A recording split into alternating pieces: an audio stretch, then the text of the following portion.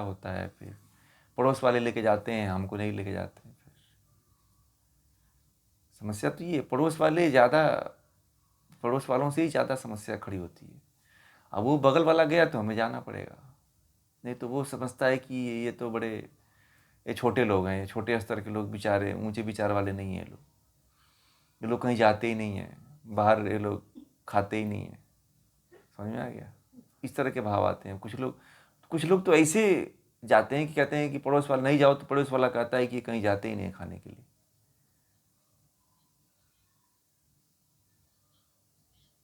हाँ, बहुत कम लोग हैं ऐसे जो कहीं जाते ही नहीं हैं, जैसे हम लोग कहीं नहीं जाते।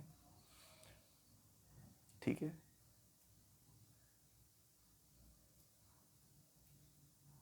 अब लोगों का एक ट्रेंड चल गया है। ठीक है, एक ट्रेंड ये चल गया है कि 4 दिन होटल में जाना है। ठीक है। एक दिन नाई है, वो कहने लगा कि मुझे भी 4 दिन जाना पड़ता है। मैंने कहा, तू क्यों जाता है भाई, तू इतना पैसा वाला तो है नहीं। बोला क्या करें, वो बगल में हमारा जो भाई है वो भी नाई का ही काम करता है, तो वो अपने परिवार को लेके जाता है। तो हमारी वाइफ हमसे लड़ती है कि तू करता क्या है। वो देखो, वो भी वही काम करता है, तो अपने परिवार को लेके जाता है, तू मुझे नहीं लेके जाता है। तो कहता है कि हमें भी जाना पड़ता है, और जाओ तो परिवार के साथ जाओ तो 2,000 लगता है। ठीक है। और किसी काम का भोजन नहीं होता है। अब एक देखा देखी जो आजकल लोग जो शुरुआत कर, ट्रेंड जो चल रहा है ना, ये फैशन जो चल रहा है, बड़ा खतरनाक है, और भारतीय संस्कृति को, आपके भोजन को बर्बाद कर रहा है। आपको क्या भोजन होटल का प्रिय क्यों होता है? अजीनोमोटो उसमें मिला होता है। ठीक है। और वह जो है, एक बार उसकी लत लग जाती है मसाले की, तो फिर आप बार बार उसकी चाहत करते हो। घर का भोजन उस तरह से क्यों नहीं बनता है, कभी आप लोगों ने सोचा है? हैं? और कई महिलाएं तो बना लेती हैं घर पे। घर का भोजन भी जैसे उनको ऐसा बनता है जैसे कि होटल का बनाओ। कई है महिलाएं जो बना ले, सब आप लोग भी बना लेते होंगे, ऐसा नहीं कि नहीं बना पाते होंगे।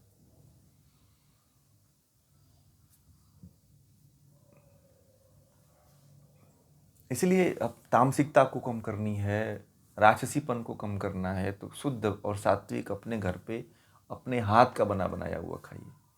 मजबूरी में किसी के हाथ का खाना पड़े तो ठीक है। ठीक है। पता नहीं उसके भाव कैसे हैं भाई, उसके भाव पूरी तरह से आपके भीतर आ जाएंगे। ठीक है। एक कहानी बताऊं तो आप लोगों को समझ में आ जाएगी ये बात।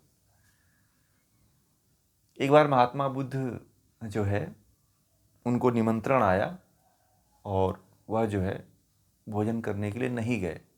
किसी कारणवश उनको संघ में काम था, तो वो नहीं गए, और अपने एक शिष्य को भेज दिए। बोले कि आज तू मेरे यहाँ, मेरे बदले आज तुम चले जाओ, क्योंकि मैंने उसको निमंत्रण दिया था, तो वो भोजन बना ली है, और मेरे लिए वो इंतज़ार कर रही होगी। तो तू चला जा कि उसका भोजन नुकसान ना हो, तू आज खा लेना। तो उनका एक शिष्य था, वो डरने लगा। महाराज जी बोला कि भंते मैं नहीं जाना चाहता हूँ, वहाँ जाऊँगा तो कहीं गड़बड़ ना हो जाए। और वो भी स्त्री बुलाई थी उनको खाने के लिए, एक महिला बुलाई थी, तो वो डर रहा था, नया नया सन्यासी था, कि कहीं कुछ गड़बड़ ना हो जाए। अब डरते डरते वो किसी तरह आज्ञा हो गई थी महात्मा बुद्ध की, अब उसे जाना ही पड़ेगा। तो वो गया। गया तो बहुत अच्छी तरह से, बहुत अच्छा वहाँ पे उसके साथ व्यवहार किया गया, और उसको भोजन बना दिया गया। ठीक है। तो बनाने वाला कोई और था भोजन, परोसने वाला कोई और था। परोसने वाली जिस महिला ने बुलाई थी वह परोसी, परंतु बनाने वाला कोई और था। ठीक है। और वह भोजन किया और आ गया। रास्ते में आते आते उसे एक सुंदर स्त्री दिखाई दी। तो जैसे ही दिखाई दी, तो उसके अंदर से वह वासना जग गई। उसके स्त्री को देखते ही उसके भीतर की वासना जाग गई उस सन्यासी के, और उसको गलत दृष्टि से देख लिया वो। परंतु जो वो सब स्त्री थी, वह भी महात्मा बुद्ध के यहाँ बौद्ध भिक्षु बनने के लिए जा रही थी। और उसने तुरंत उस सन्यासी से कह दिया कि आप मुझे इस दृष्टि से देख रहे हो। अब वो शर्मा गया सन्यासी, कहा कि अरे ये इतनी सुंदर लड़की है, इसको पता चल गया कि मैं इस दृष्टि से देख रहा हूं, तो मैं तो बड़ा चरित्रहीन हूं। तो अब ये बात को लेकर के वो महात्मा बुद्ध के पास पहुंचा, और वो बौद्ध भिक्षु बनने के लिए जो स्त्री थी उसको दूसरे नीचे वाले अभी कैटेगरी वाले संघ में रखा गया था, क्योंकि तुरंत महात्मा बुद्ध तक लोग नहीं पहुंचते थे। पहले दीक्षा दी जाती थी, फिर सन्यास की दीक्षा दी जाती थी, तब महात्मा बुद्ध तक पहुंचते थे। तो निचले कैटेगरी में अभी थी, और ये जा करके महात्मा बुद्ध से कहा कि मेरे अंदर आप, मैं खाने के लिए वहाँ गया और खा करके मैं आ गया। आ रहा था तो रास्ते में एक महिला देखी, उसको देख करके मेरे अंदर काम वासना उठ गई, और उस महिला ने मुझे यह भी बता दिया कि तुम मुझे इस दृष्टि से देख रहे हो। महात्मा बुद्ध ने कहा उसको बुलाओ। बुलाया गया उस महिला को।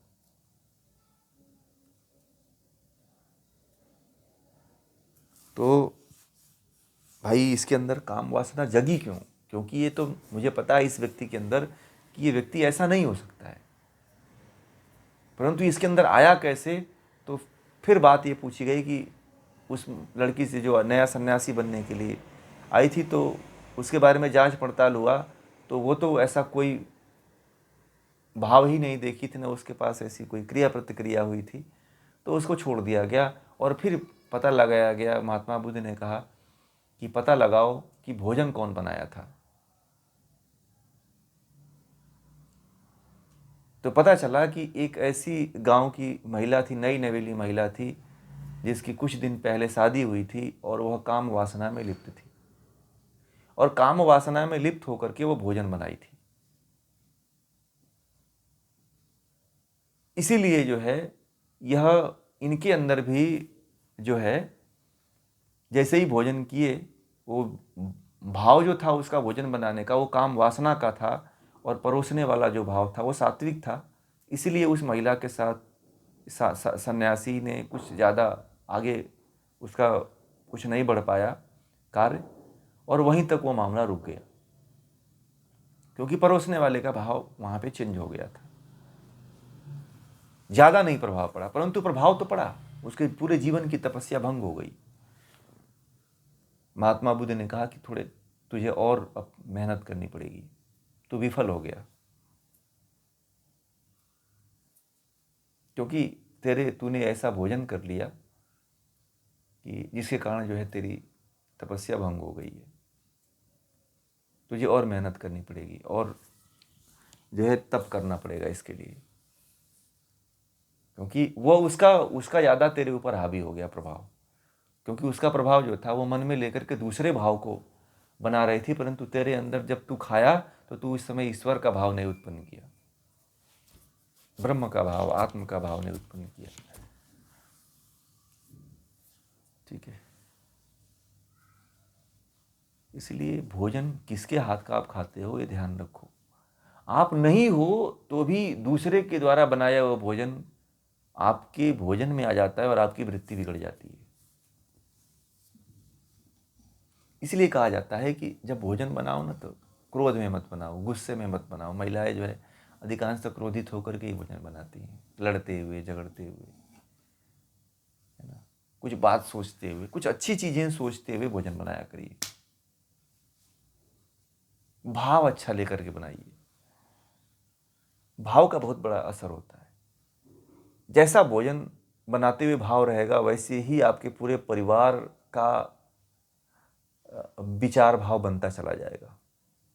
देख लेना आप लोग, इस प्रयोग को करके देखना आप। 100% जो है मैं बता रहा हूँ, 100% जो है ये सत्य होगा, घटित होगी घटना।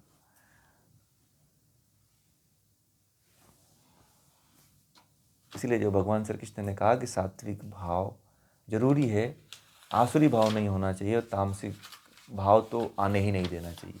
ठीक है, समझ में आ गई बातें ना?